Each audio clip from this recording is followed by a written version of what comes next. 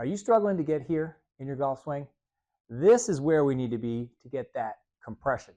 If you're struggling to compress your iron shots and get that consistent, powerful ball flight, we've got the fix for you today. I've got great drills that are going to help you with compressing the golf ball. What's up, golfers? I'm Josh. I'm the director of coaching here at P4S Golf, where we've helped over 15,000 golfers by now improve their consistency, improve their distance, and decrease pain. We're giving you longevity back in the game. So today we're talking about golf ball compression.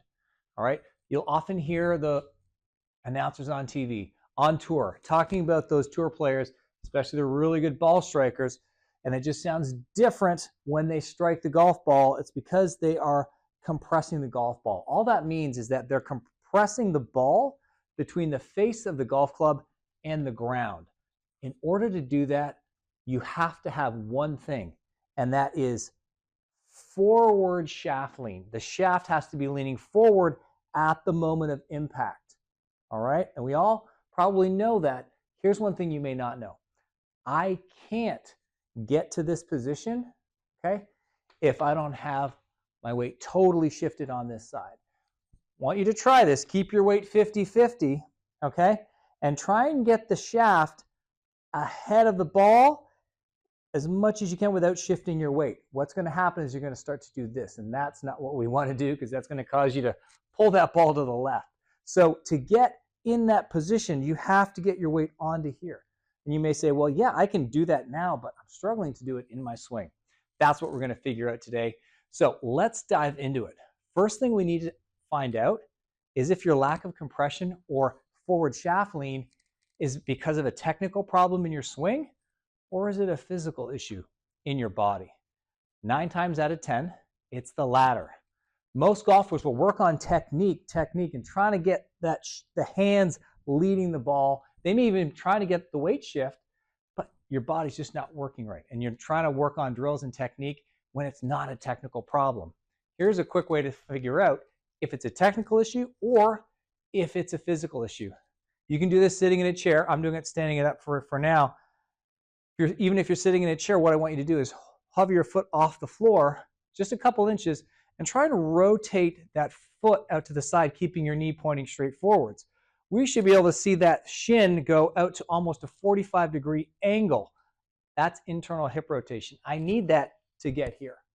We can't do that. You're not going to be able to get onto your lead side and get the hands ahead and compress the ball. That's a physical block. Doesn't matter how much you work on your technique. You got to address the physical block. Here's how we do it. So let's start with our lacrosse ball. We're going to find our TFL muscle, okay? So TFL muscle is going to be in that hip crease, okay?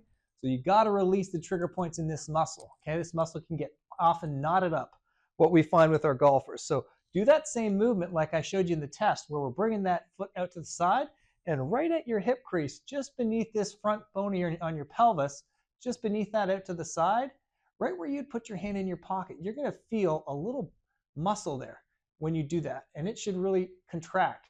That's your TFL. We're going to put the ball right on there, and I want you to extend that leg, and then we're just going to slowly take this lacrosse ball and roll right on top of that spot, and it's probably not going to feel very good at all, okay? So we're going to get some leverage and body weight on top of there. You want to take this to a point where it's a tolerable amount of discomfort, okay? If you don't have a lacrosse ball, you could use a softball. Tennis ball is not going to work. It just compresses and squishes too much, okay? Could use a golf ball, but it's a little bit small for that, okay? So once I've found that sore spot or trigger point, I'm just going to hold it here. I'm going to relax my leg. We're going to do that for about 30 to 60 seconds until the initial intensity eases off, okay? Then we're going to do an exercise to help that physical block in that hip, okay? Let's take a quick second to talk about our golf performance assessment. This assessment takes only 5 minutes, and it'll tell you exactly where you need to improve in your golf game. It's 4 quick mobility tests that every golfer needs to pass in order to have a powerful, consistent swing and play pain-free golf. But less than 1% of the 12,000 golfers plus that we've tested pass all 4 of these tests. Not passing them leads to pain, swing faults, loss of distance and speed every single year. So click the link in the description and do our 5-minute assessment to see where you need to improve the most. And for a limited time, you can also get on a call with one of our experts free of charge to go over your results and what they mean for your golf game. Click the link below and try it out. So we've got to restore the mobility first. We think about how we train golfers. Think of it like a pyramid. The bottom part is mobility, okay? Technique happens up here. That's what we call swing efficiency. Mobility is the foundation. If I don't have mobility, it doesn't help me to work on my technique. So let's get that mobility established. From here, I've worked on the soft tissue. Now I'm going to get this hip moving. I'm in what I call 90-90 position. If it's a struggle for you to get even up into this position, it feels really tight and your knees are coming up off the floor, just come down onto your forearm like so, okay? That'll make it a lot easier for you. So from here, all I'm going to get you to try and do is pick that back foot up off the floor. And when you're trying to do that, if it's a real struggle and you find that your foot is not wanting to cooperate, okay, you may have to go out even a little further to the side and try and point your knee down at the ground. I'm trying to turn my thigh down at the ground to get that foot off the floor. You might feel a little tightness in here. It might even want to cramp up on you. That's not a bad thing. That's just your TFL muscle saying, whoa, I haven't had to do any work in a while and you're pushing me to my limit here. So we want to make sure this muscle can actually work to internally rotate this hip socket. That's the movement I need to get onto my lead side and compress the golf ball, okay? So let's remove this physical block. If you can get the leg a little bit higher, okay, without kicking the foot back, we do not want to see this bending of the knee. I'm just taking this thigh and rolling it down to the floor. So that movement is in my hip only. If that's easy, you can come up to more vertical position like so and hold it. So that's our internal hip rotation in the 90-90 position. You're going to do that 8 to 10 times. Once that's sorted out, now we can actually start to work on movement drills. So we're going to come up to a tall standing position. All right, now that I'm standing up, I'm going to get in that golf posture. Like I said, we need to have those hips opened up. I've given my hip some more movement here. You can see actually that moves for me. I can feel it's moving out a little further now. I'm going to get in my golf posture. And if straight ahead of me is north, straight to my right is east, I'm going to go northeast with this golf club. And I'm going to press it into the ground. Right? So that's just giving me a little bit of a turn with my trunk towards my trail side. Now what I'm going to do is keep my chest pointing here at northeast, and I'm going to try and open my hips and shift my weight onto this side. And I'm going to practice this movement. I'm getting my hips to lead my upper body. So in that downswing, we want to lead the hips and get this way in the swing. Hold this position and really feel that you're shifting your weight onto that lead foot while your back kind of stays facing the target a little bit, or your chest is pointing behind the golf ball. So again, we're going to do this, okay?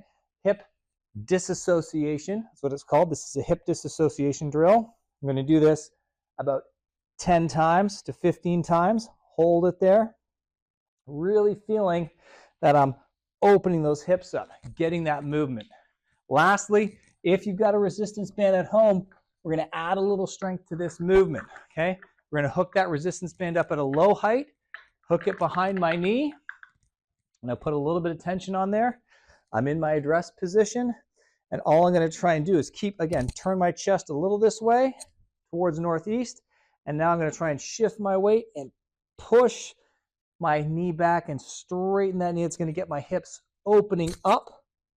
Hold that position and really own that position. If you want to bring a golf club in, you can. You don't need to, but we're trying to get the hands going from here to here. All right? Feel the club head is way back here, and all I'm going to do is push into that lead side so my hands are leading, right? Way ahead. Do it again. Nice and slow. From here, push that foot through the ground.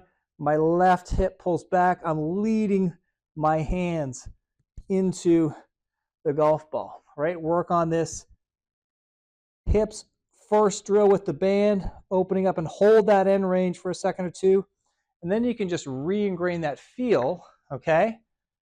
And you can start, if you want to hit little shots on the golf course where we're getting from here, you could even start just hitting shots, trying to get this hip and weight shift to the lead side and getting the ball first, then the turf, okay?